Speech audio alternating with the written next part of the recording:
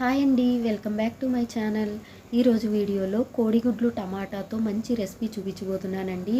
Instant కోడిగుడ్లు టమాటా పచ్చడి అనొచ్చు, కర్రీ అనొచ్చు, ఏదైనా మీ చాయిస్. రెసిపీ చాలా బాగుంటుందండి. తప్పకుండా మీరు ఒకసారి ట్రై చేసి మీ ఫీడ్బ్యాక్ని నాతో షేర్ చేసుకోండి. మీకు నా వీడియో నచ్చితే లైక్ చేసి షేర్ చేయండి. నా ఛానల్ని సబ్స్క్రైబ్ చేసుకోండి. Please subscribe my channel. ముందుగా అరకిలో టమాటాలను తీసుకొని శుభ్రంగా 2 సార్లు కడిగేసుకోవాలి. ఇలా కడిగిన టమాటాలని 2 ముక్కలుగా కట్ చేసుకొని మధ్యలో ఉండే కొమ్ము తీసేయండి. ఇలా ఈ విధంగా 2 ముక్కలుగా కట్ చేసుకోవాలి. టమాటా అంతా ఇలా కట్ చేసి పక్కన పెట్టుకోండి. ఇప్పుడు స్టవ్ వెలిగించుకొని ఒక కళాయి పెట్టుకొని అందులో ఈ కట్ చేసుకున్న టమాటా అంతా అందులో వేసేసుకోండి. ఇప్పుడు ఇందులో కొంచెం నీళ్లు వేసుకొని మూత పెట్టి ఉడికించుకోవాలి. ఒక పావు గంట తర్వాత చూస్తే టమాటా బాగా మెత్తగా ఉడికిపోతుంది. ఈ టమాటాని స్టవ్ ఆపేసి ఒక మిక్సీ జార్ తీసుకొని ఉడికించుకున్న టమాటా మొత్తం ఆ మిక్సీ జార్లో వేసుకొని జస్ట్ ఒకసారి గ్రైండ్ చేసుకొని ఆపేయండి. మెత్తగా అవ్వాల్సిన అవసరం లేదు. ఇప్పుడు స్టవ్ వెలిగించుకొని ఒక కళాయి పెట్టుకొని 3 టేబుల్ స్పూన్లు ఆయిల్ వేసుకోండి. ఆయిల్ హీట్ ఎక్కిన తర్వాత జీలకర్ర 1 స్పూన్, ఆవాలు 1 స్పూన్ వేసుకోవాలి. ఇందులోనే 1 కప్పు ఉల్లిపాయ ముక్కలు వేసుకోండి.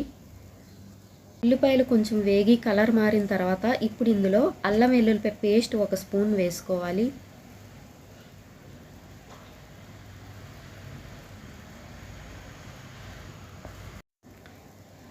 ఇప్పుడు ఇందులోనే కరివేపాకు కొంచెం, పచ్చిమిర్చి 2 ముక్కలు, 2 ఎండుమిర్చి వేసుకోండి. వీటన్నిటిని కొంచెం లైట్గా ఫ్రై చేసుకొని ఇవి కొంచెం బాగా వేగి మంచి వాసన వచ్చిన తర్వాత, మంచి స్మెల్ వచ్చిన తర్వాత ముందుగా గ్రైండ్ చేసుకున్న టమాటా అంతా ఇందులో వేసేసుకోండి. టమాటా మెత్తగా అవ్వాల్సిన అవసరం లేదు, కొంచెం గ్రైండ్ చేసుకుంటే సరిపోతుంది. ఇలా అక్కడక్కడ పీసుల్లా ఉంటేనే బాగుంటుంది.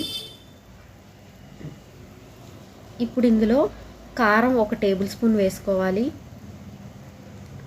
ఇందులోనే రుచికి సరిపడినంత ఉప్పు వేసుకోండి. సాల్ట్ అయితే మీరు టేస్ట్ చేసుకొని రుచిని బ్యాలెన్స్ చేసుకొని ఉప్పు వేసుకోవాలి. ఇప్పుడు బాగా కలుపుకొని ఒక్క 10 నిమిషాలు ఉడికిన తర్వాత ఇందులో గుడ్లన్నీ కొట్టేసుకోవాలి. ఇలాగా స్పేస్ చూసుకొని ఒక్కొక్కటిగా కొట్టుకోండి. మీరు ఎన్ని ఎగ్స్ కావాల్సితే అన్ని వేసుకోవచ్చు. ఇలా గుడ్లన్నీ కొట్టిన తర్వాత కొంచెం కలుపుకొని లైట్గా ఇందులో 2 టేబుల్ స్పూన్లు వాటర్ వేసుకోండి.